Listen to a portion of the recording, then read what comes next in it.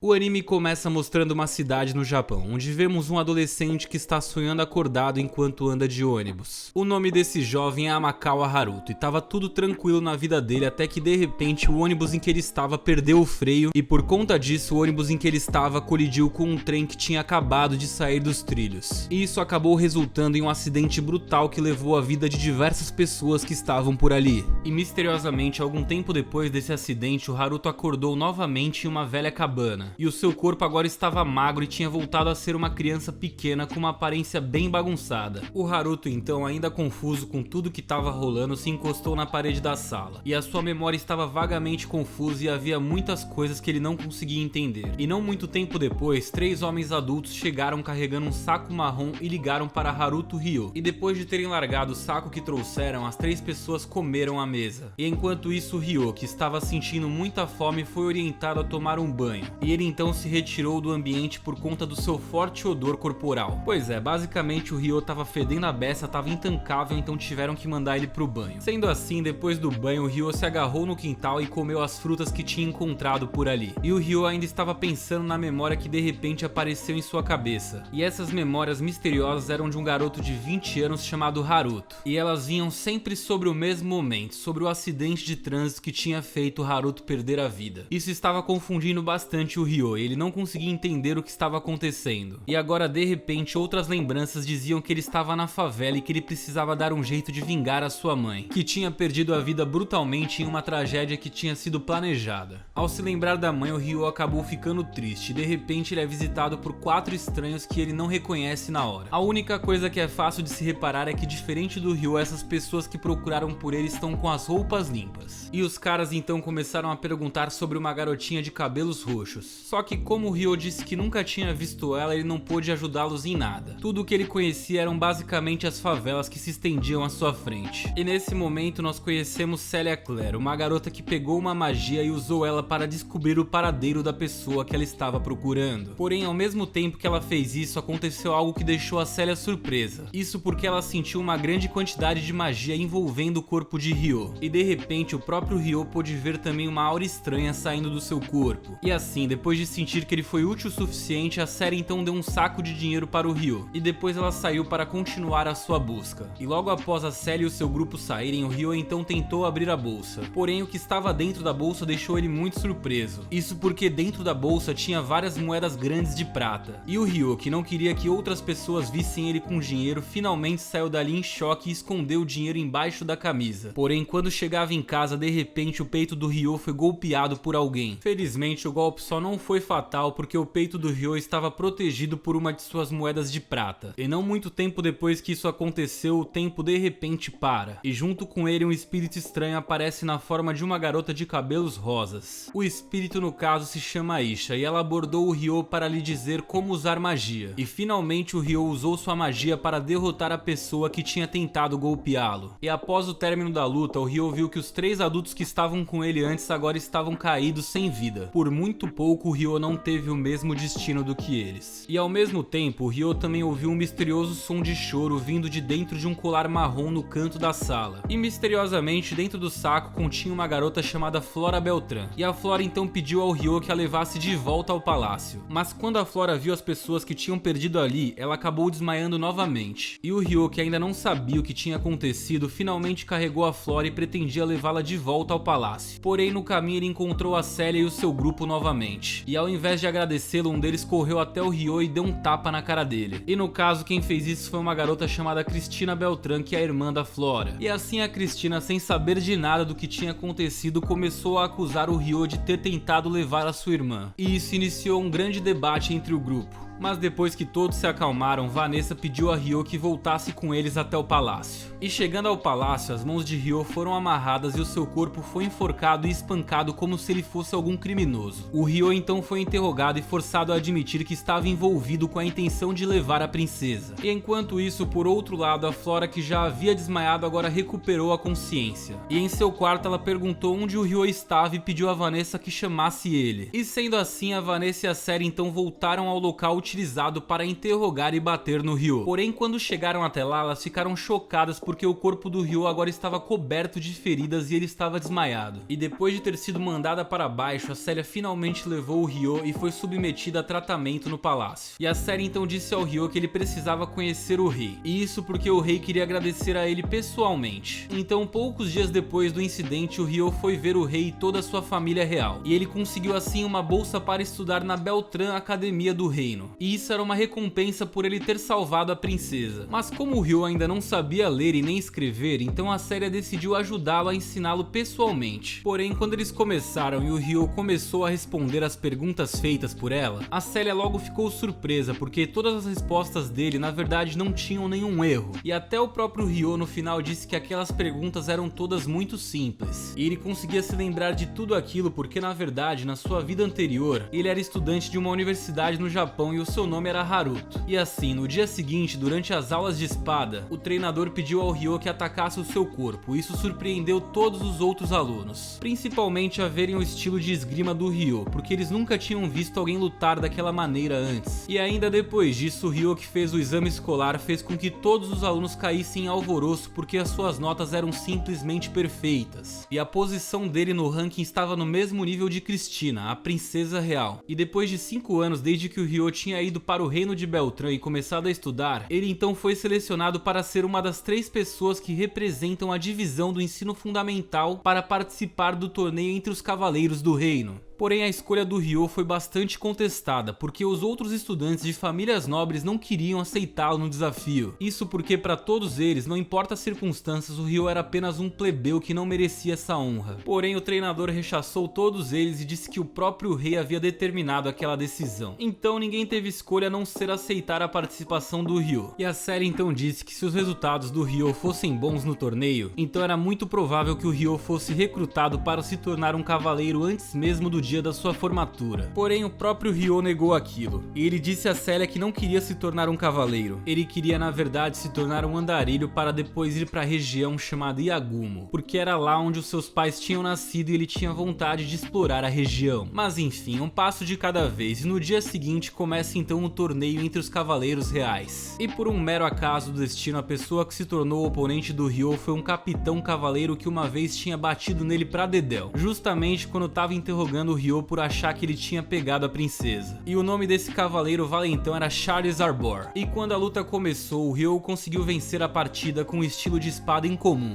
E Charles, então frustrado com a derrota, tentou se animar bebendo e se embriagando com um dos nobres reais. E depois de tudo, Charles disse ao Ryo que a criança que ele tinha dado uma surra era suspeita de estar envolvida no sequestro da princesa Flora 5 anos antes. E muito bem, Charles, veja só 5 anos depois o que aconteceu com o garoto que você menosprezou, não é mesmo? Mas enfim, toda aquela situação fez o Ryo se lembrar de algo que tinha acontecido. E vemos então que na Academia Beltran os alunos estavam praticando uma exploração na floresta. E como o Ryo foi considerado inútil por todos, ele só foi instruído a carregar a bagagem dos outros alunos e nada mais. E por fim os alunos começaram a entrar na floresta e se envolverem em uma situação perigosa. E assim, numa batalha contra monstros, um estudante, Stuart, acabou ficando ferido gravemente. O seu corpo balançou e ele colidiu com Flora até que ela finalmente caiu no abismo. E felizmente o Ryo estava atento ao que estava acontecendo e viu o incidente correndo para ajudá-la. Finalmente ele então consegue jogar Flora de volta do penhasco. E ao mesmo tempo, por ter feito isso, ele acabou caindo no fundo do abismo. Só que mesmo assim, o Ryo foi salvo graças à magia do vento que ele usou pouco antes de seu pequeno corpo atingir o chão. E por mais que ele tenha demonstrado grandes talentos mágicos para se salvar naquela, ninguém viu nada, porque por outro lado, os estudantes derrotaram os monstros que estavam atacando eles. E depois de toda a confusão, começou uma discussão entre os estudantes sobre quem teria tentado empurrar a Flora do penhasco. E o Stuart tinha um álibi, porque ele disse que ele também era uma vítima. E o Ryo, que por puro acaso havia retornado ao topo do penhasco, ouviu a comoção deles. E nesse momento, o Ryo começou a pensar que ele não poderia mais sobreviver no reino de Beltran, pois nessa época sua posição havia sido caluniada e considerada como alguém que havia prejudicado a filha do rei. Basicamente, estava todo mundo achando que ele que tinha tentado empurrar a Flora. Logo ele que era o mais pobretão, o mais fedido e fracassado de todos ali. E sendo assim, o Ryo então decide deixar o reino e inicia sua jornada jornada para uma terra chamada Yagumo. Ele queria retornar ao local onde os seus pais tinham nascido. E à tarde, no palácio, Célia, caminhando pelo corredor, de repente ouviu uma conversa acontecendo na sala do rei. E uma das nobres famílias, chamada Hyuga-Note, conduziu a conversa. E então pediu ao rei Garcia que não revelasse ao público o culpado do incidente em que Flora tinha caído no abismo. Pois se isso fosse feito, pioraria a imagem da família e causaria então a instabilidade no reino de Beltrán. Portanto, a única maneira de evitar e disfarçar o que realmente tinha acontecido seria assim então tornando o Ryo o principal suspeito, na verdade o próprio culpado por ter derrubado a princesa Flora do abismo. E depois de ter ouvido tudo aquilo, naquela noite a Célia preocupada foi visitar Ryo. O Ryo então pediu desculpas a ela e explicou o que havia acontecido. E além disso, ele também disse a Célia que lideraria o reino e continuou a sua jornada até Yagumo. O Ryo prometeu então que no caminho ele sempre enviaria cartas. Porém, agora como ele estaria viajando como um andarilho renegado, ele agora adotaria um outro nome em suas cartas. Ele se chamaria de Haru. E assim, 3 dias depois do Ryo deixar o reino de Beltrán, ele chegou a um reino chamado Galark. E enquanto o Ryo caminhava em busca de mantimentos no mercado, ele se deparou com uma loja que vendia massas e pratos cozidos. Um jeito bonitinho de dizer que eles vendiam miojo. E o Ryo se sentiu familiarizado com aquela comida como se ele já conhecesse, então ele decidiu provar aquele prato. E logo que ele começou a comer o lamen, ele começou a se lembrar de uma cidade chamada Tóquio. E assim, depois de comer o macarrão, o Ryo pediu um lugar onde ele pudesse conseguir aquele macarrão seco, pois ele disse que agora precisava daquelas provisões para sua viagem. E o vendedor então informou o Ryo que ele deveria ir a uma grande loja administrada por Lissolot Kretia. E o Ryo então, seguindo a sua grande vontade por macarrão, foi até o mercado. E ele foi recebido então por uma garçonete chamada Lade. E ele logo reparou que todos os ingredientes vendidos naquele local eram muito parecidos com os alimentos que ele tinha na sua memória de Tóquio. E até a organização das mercadorias para venda era muito semelhante aos mini mercados em geral que ele se lembrava. E o Ryo então foi convidado por Lot e por fim ele comprou 15 quilos de macarrão seco e seus temperos. E além dessa compra muito satisfatória, o Ryo também pediu a Lot que entregasse a sua carta, que era para Célia do reino de Beltrán. E depois que todas essas transações são concluídas, o Ryo então continua sua jornada em direção a Yagumo. Mas a jornada dele é logo interrompida quando uma garota de orelhinhas de raposa chamada Latifa começa de repente a atacá-lo. A batalha então terminou depois que o Ryo conseguiu derrotar Latifa e remover a coleira de escrava que estava em seu pescoço. E a Latifa então revelou que ela tinha sido designada para acabar com o Ryo por alguém chamado Stuart. E sentindo pena dela, o Ryo finalmente decidiu levar a Latifa, especialmente porque a direção da viagem de Ryo passaria por uma área habitada por criaturas asiáticas meio humanas e meio bestas. E o próprio Ryo então estava planejando deixar a Latifa naquela área porque ele acreditava que ela ficaria segura ali. Coitadinho, o cara até que tem um bom coração, ela queria acabar com ele, mas como ela tava só seguindo ordens, ele perdoou ela e tá dando um jeito de protegê-la. Agora você, me diz aqui nos comentários, se você estivesse no lugar do Ryo e essa garota começasse a te atacar, você ia ser tão legal assim com ela que nem ele ou não? Comenta aí e vamos ver as melhores respostas. Mas enfim, depois de algum tempo com eles viajando juntos, já era noite quando o Ryo decidiu descansar. E assim ele montou um acampamento no meio da floresta. E então quando o Ryo estava cozinhando pra ele e pra Latifa, ele fica muito surpreso ao ver que a garota chama o macarrão que ele estava preparando de espaguete. Isso deixou aquilo confuso porque era como as pessoas chamavam aquele macarrão no seu antigo mundo. Então ele não conseguia entender porque ela estava usando aqueles termos como se ela conhecesse alguma coisa da vida passada dele. Ele achou aquilo estranho, mas deixou passar, até que de noite a Latifa começou a falar sozinha enquanto dormia. Ela estava sonhando e começou a delirar, até que falou sobre a sua família em Tóquio. E isso então fez com que o Ryo tivesse sua teoria confirmada. Agora ele tinha certeza que a Latifa era alguém como ele que havia sido reencarnada. Porém, no meio da noite as coisas começam a esquentar e não no sentido muito legal, porque completamente do nada começa a aparecer do lado de fora da cabana deles um grupo de garotas meio humanas e meio feras que agora acham que o Ryo é uma ameaça por algum motivo e elas então começam a lutar contra ele. São várias pessoas lutando contra ele e desde o início o Ryo não tinha a intenção de lutar. Ele nem conseguia entender direito o que estava acontecendo, então no final as garotas pegaram ele. E agora o Ryo se encontra na seguinte situação, ele tá deitado em uma cama quando de repente a Latifa aparece em cima dele. Como vocês reagiriam com essa situação diante de vocês? Mas enfim, a Latifa chegou ali e as garotas que tinham pegado o Ryo ficam sem entender nada da situação. Afinal de contas elas não conseguiam entender porque a Latifa, uma garota que era como elas, meio humana e também meio fera, estava ajudando aquele cara. E a Latifa então logo disse pra elas que quem tinha ajudado ela, livrado ela da escravidão após após quebrar o seu colar tinha sido o Ryo, e que o Ryo não era uma pessoa como os outros humanos maldosos. E não muito tempo depois, uma das líderes daquele povo chegou ali, ela se chamava Úrsula, e ela pediu desculpas por todos os mal entendidos e pediu ao Ryo que participasse de uma reunião de anciãos da aldeia, porque ali eles apresentariam um pedido formal de desculpas a ele. E ao ouvir isso, finalmente todo mundo que tinha atacado o Ryo também se curvou e pediu desculpas pela maneira que tinha tratado ele. E as garotas então se apresentaram como Orfea, Sara e Uzuma e também Alma.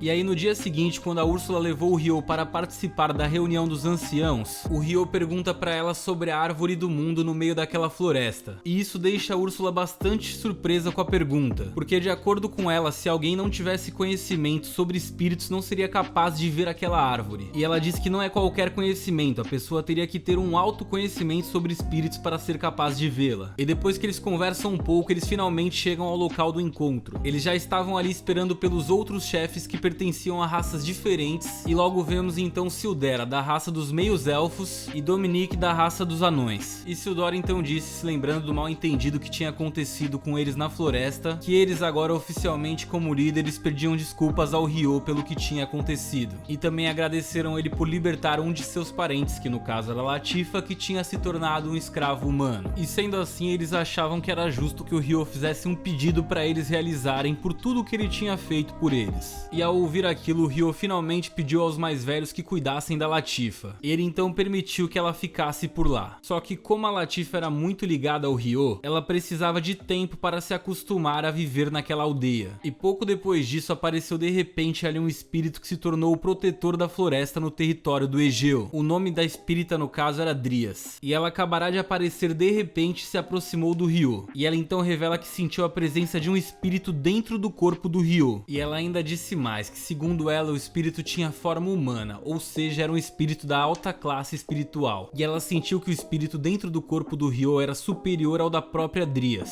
Porém, por algum motivo, o espírito estava dormindo por causa de algo que a própria Drias não conseguia entender. E ela então disse que 1000 anos antes, os espíritos em forma humana tinham sido perdidos na guerra dos deuses contra os demônios. E os espíritos mais lendários foram chamados de 6 grandes espíritos. E após esse encontro, então o Ryo foi convidado por Orfea para visitar uma casa que usaria como residência enquanto ele ficasse por ali. Porque, de acordo com o Ryo, ele precisou de cerca de 1 ano para acostumar a Latifa a morar ali. Até que ele finalmente sentiu que ela estava adaptada e ele então pôde seguir em frente. Agora já tinha se passado 1 ano desde que Ryo e Latifa tinham começado a viver na vila dos Egeu. E o Ryo então teve a honra de ser seu melhor amigo, enquanto Latifa seria oficialmente parte dos aldeões. E para comemorar tudo o que estava acontecendo, eles fizeram então um festival. E à noite, quando o festival finalmente aconteceu, o Ryo levou a Latifa para conversar na floresta. E ele disse a ela que deixaria a Latifa na aldeia enquanto ele seguiria com sua jornada. A cena então muda para Reis e um servo voando até o grifo. E eles levavam os ovos para um local feito onde as formas nidificavam. E depois de pegar um dos ovos, o Reis então deixou o seu servo sozinho no meio da floresta. Mas o incidente foi conhecido pelo Egeu, que imediatamente perseguiu o servo de Reis. E inesperadamente, um grupo de Wyvers perseguindo seus ovos veio. E assim eles começaram a atacar a floresta. Felizmente o Ryo, que estava no local, correu para ajudar o Egeu, derrotando assim o líder dos Wyvern e expulsando o resto. E assim apenas no dia seguinte o Ryo conseguiu continuar a conversa que tinha começado com Latifa.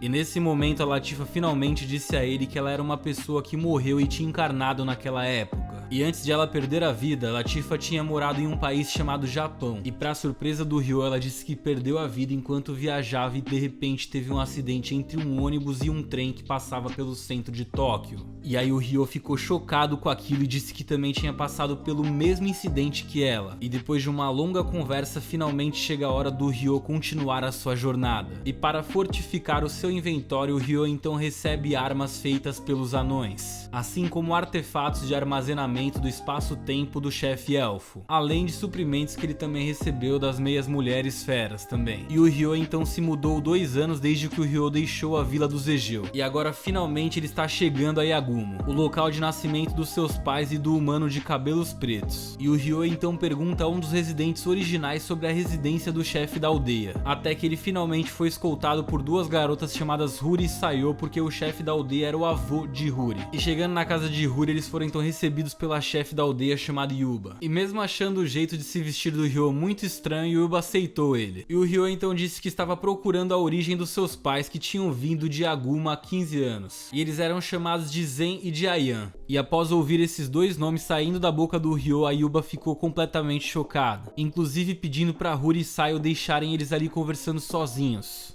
E depois que as duas garotas foram embora, Yuba pediu ao Ryo que continuasse sua história com ainda mais detalhes. E finalmente Yuba reconhece que tinha sabido sim quem eram os pais dele. E não apenas isso, a Yuba na verdade era a avó do Ryo, porque o Zen era o filho dela. E aí na manhã seguinte, após uma noite de descanso, o Ryo foi até a cozinha encontrar Yuba e disse que ajudaria ela a preparar o café da manhã. Além disso, enquanto ele morasse lá, ele também ajudaria no trabalho da aldeia. E depois de cozinhar e preparar a comida, Sayo foi tomar café da manhã com seu irmão, Shin, que levou o Ryo para conhecer Sora e o ensinou a caçar. E após a caça, o Ryo voltou para a residência de Yuba. Mas vendo seu corpo sujo, o Ryo achou que deveria tomar banho. E ele então criou seu banheiro no pátio usando suas técnicas espirituais. Mas Huri e Sayo, que de repente viram um prédio estranho, apareceram de repente no quintal, querendo descobrir o que estava acontecendo e de repente encontraram o Ryo que acabará de sair de lá. E além disso, Shin e seus dois amigos também haviam chegado por ali. Então algumas trocas violentas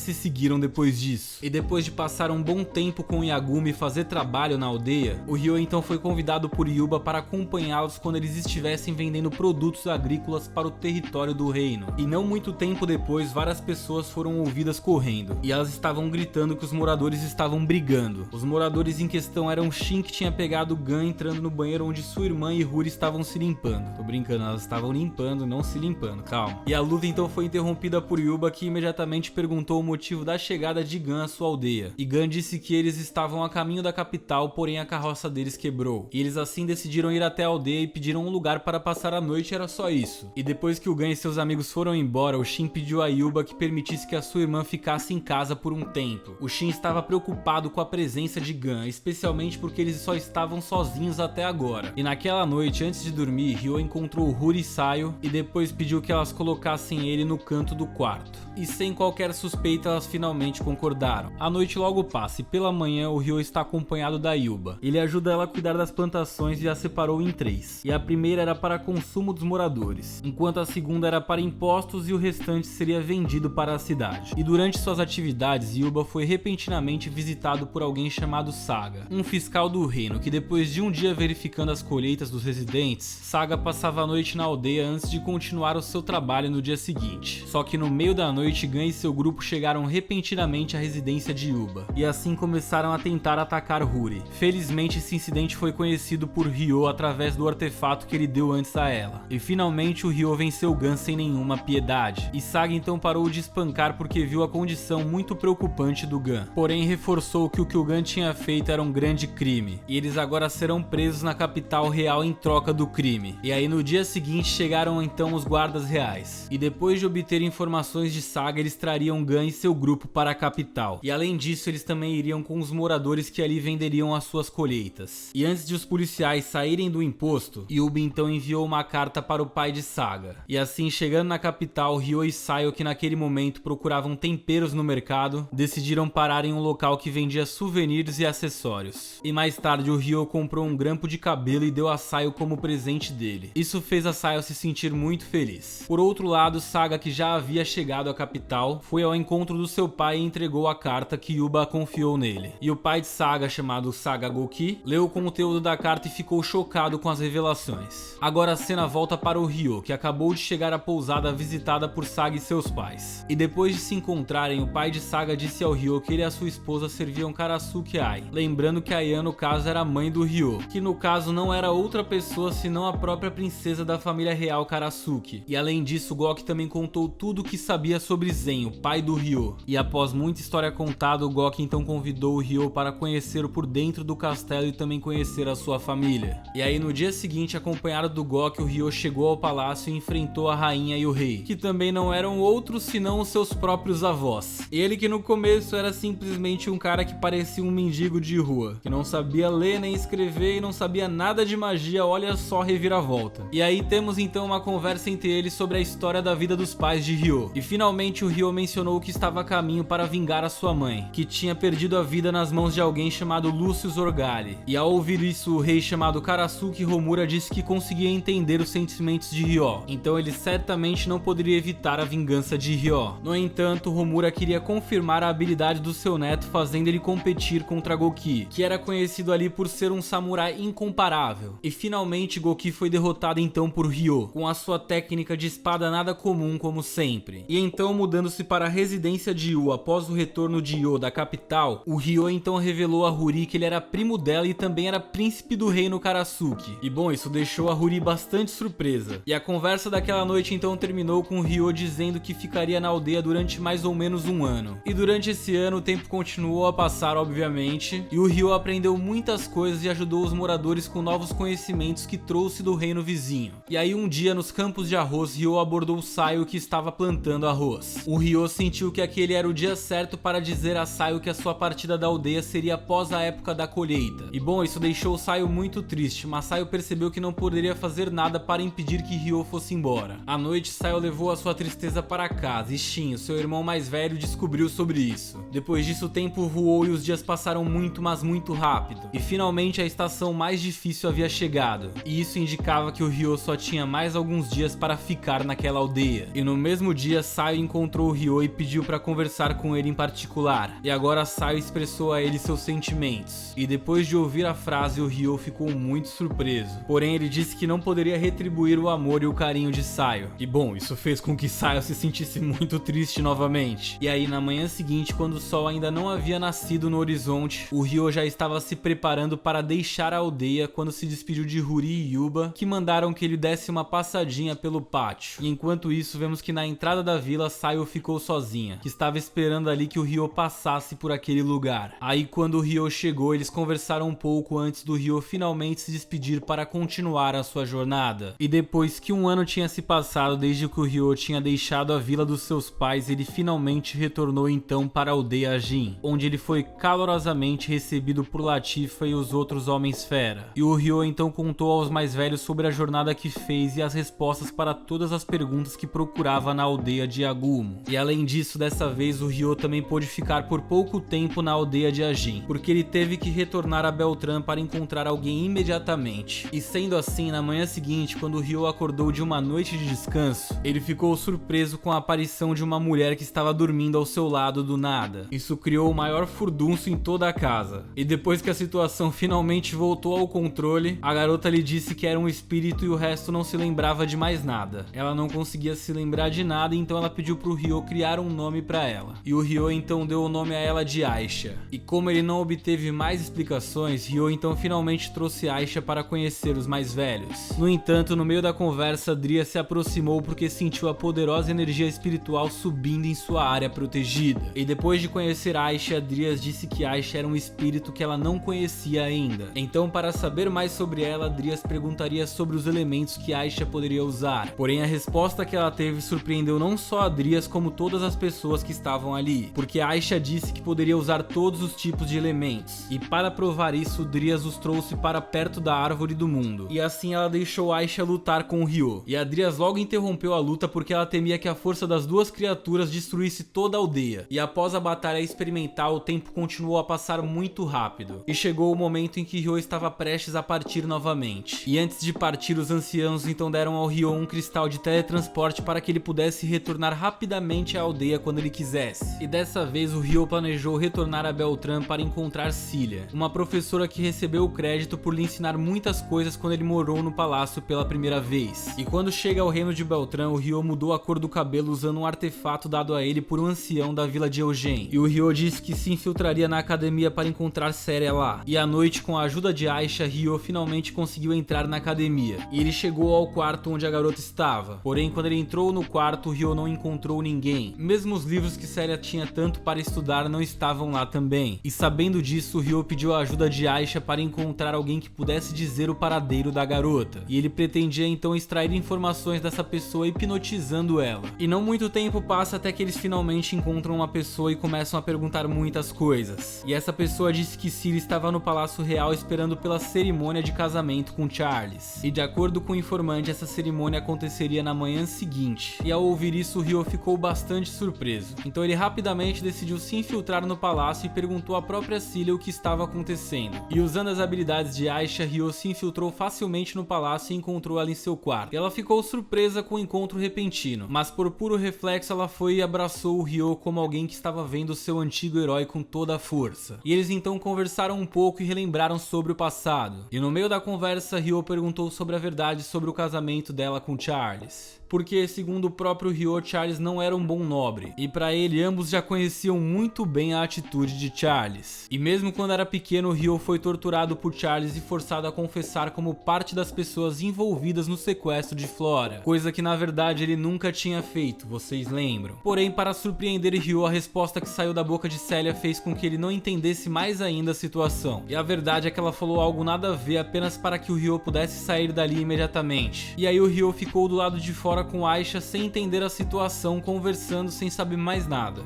Mas ele disse que descobriria mais sobre os motivos do casamento entre eles. E então finalmente chega o dia em que aconteceria a cerimônia. Porém, como era uma tradição naquele mundo, a noiva então foi visitada pelas 6 outras esposas de Charles. Exatamente, o Charles tinha 6 outras esposas e ela agora seria a 7ª. Mas felizmente a Cristina interrompeu a dolorosa conversa que estava rolando. E depois que as esposas do Charles partiram, Cristina e Celia ficaram conversando sobre Flora, deixando assim o palácio com vários nobres da família do Stuart.